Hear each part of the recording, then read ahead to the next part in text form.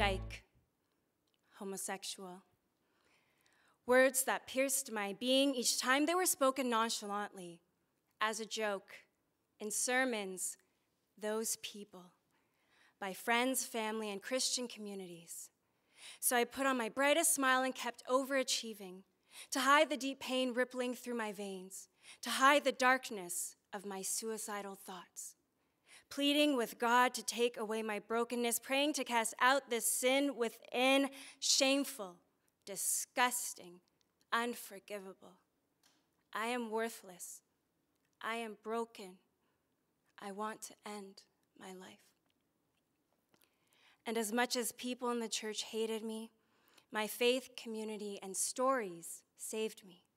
Being held in the arms of my Creator, whispering, "Jenna, I love you.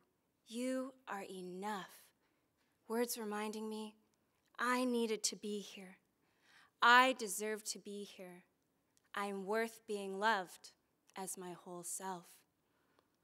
And so I started speaking, sharing my story through spoken word, talks, and workshops, spaces filled with vulnerability, connection, and beauty, encouraging other LGBTQ people to share their stories too, that they deserve to be here, to be heard, to be loved in their wholeness. My name is Jenna Tenn-Yuk, and I'm here to talk about the power of storytelling and representation and the challenges still facing LGBTQ communities. So how many of you have ever felt different, that you didn't quite belong? Raise of hands. All right. Most people here. So I grew up in predominantly white, heteronormative, evangelical Christian communities. As a Chinese Jamaican queer woman, I learned I was different. I needed to hide to survive. I was shameful. I didn't see anyone who looked like me, lived my identities, and I had no idea what was possible. Growing up in the church, I experienced both love, community, and connection, but also pain, shame, and marginalization. And it was confusing to see Christians talk about supporting those who are suffering, yet someone like me wasn't welcomed with those same arms. After I came out, I left the church because it wasn't safe, and I wasn't sure I could reconcile my faith and sexuality. Several years later, I started to write and share my story publicly at the intersections of sexuality, faith, and race. It was scary. I mean, who here likes to be vulnerable? Anyone? No? Okay, I recommend reading some Brené Brown. But I remembered those nights of crying myself to sleep, finding comfort in someone else's story. And if I could help one person know they weren't alone, then it would be worth speaking. Jenna, your story gave me the courage to tell mine.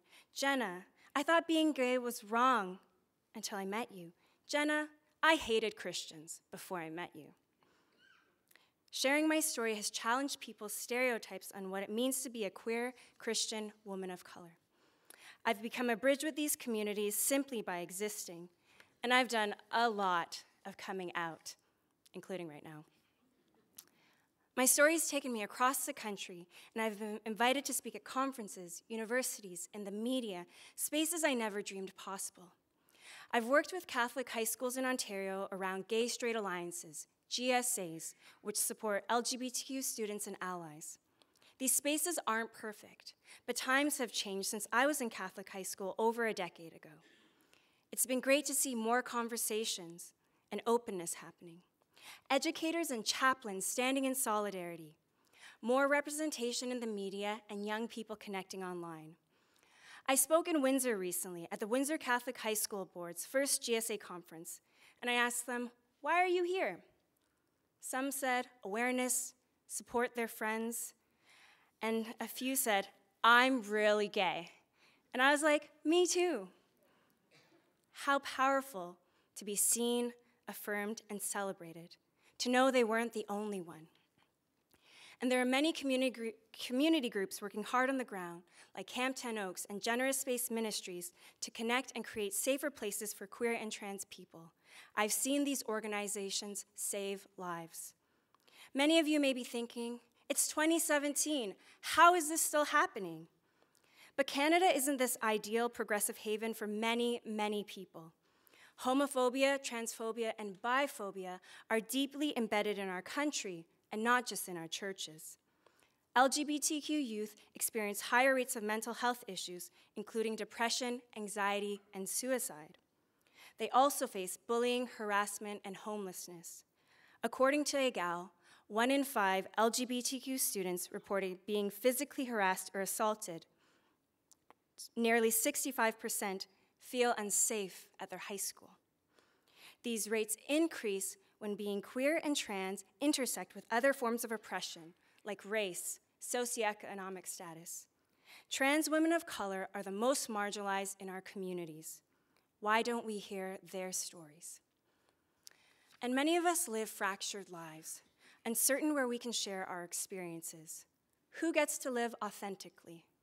For me, that would look like being in queer and feminist spaces, not worrying if people would judge me for my faith, or performing at Chinese and Jamaican events, not wondering if my communities would still be proud of me if they knew I was gay, or walking into any church and not sitting at the back planning my escape route in case I was triggered or didn't feel safe. Christian communities are losing out without our perspectives. Many of us don't want to leave. This is our home, but we're judged and pushed right out. So what can you do? Listen to our intersecting and nuanced stories. Believe us, and don't question our pain and trauma.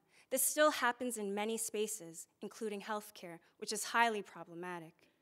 Do your research and learn more online. Check your privilege and assumptions. Get involved and support community groups who are saving lives.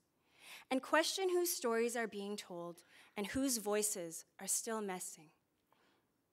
I'm excited to see the changes that have happened since I was growing up. But more work needs to be done.